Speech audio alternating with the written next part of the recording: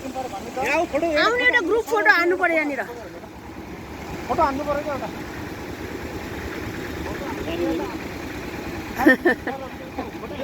एउटा